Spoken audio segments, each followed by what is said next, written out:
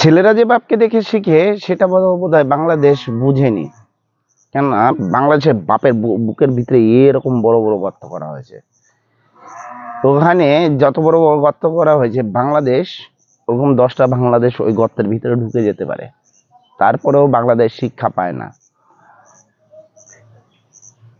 ইদানিংকালে গত পরশুদিন আমাদের বিএসএফ জওয়ানকে কলা গাছে বেঁধে রাখছে, ধরে কলা গাছে বেঁধে রাখছে।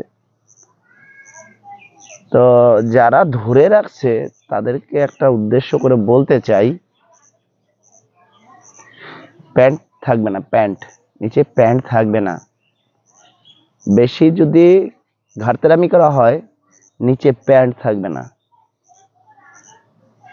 তবে একটা জিনিস গর্বের সাথে আমরা এখনো বলি, গর্বের সাথে এখনো বলছি, সেই বিএসএফ যে অকুত ভয় ছিল, তার যে কোনো ভয় দ্বিধা বোধ ছিল না, সেটাই সবথেকে বেশি ভালো লেগেছে। সবথেকে বেশি স্যালুট করছি আমাদের ভারতীয় জওয়ানদের, যারা নাকি এই যে কুত্তা বাংলাদেশ, কুত্তা, এদের সামনে মোষ নিচা করে না। দেখেন একবার সেটা।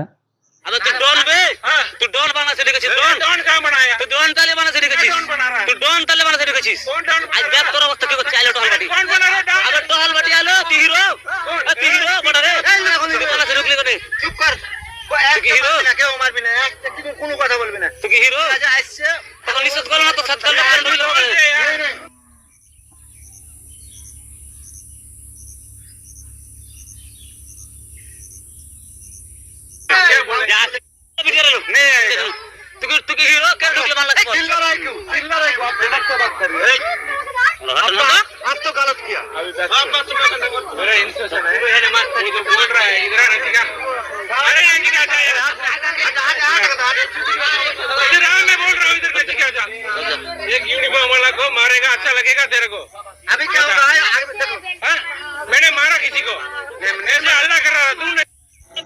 এই ভিডিওটার ভিতরে দেখলাম কিছু অংশ আওয়াজ বন্ধ, বিপ করা আছে, আওয়াজ বন্ধ করা আছে। নিশ্চয় সেখানে ভারতীয় জওয়ানকে কিছু না কিছু বলেছে। তো বাংলাদেশ যে নিজের বিপদ নিজেই ডেকে আনছে সেটা তার প্রমাণ। বাবা বাবা হয়, ছেলে ছেলে হয়। ভালো মতো যদি থাকো তো থাকো, নাহলে বেশিক্ষণ সময় লাগবে না।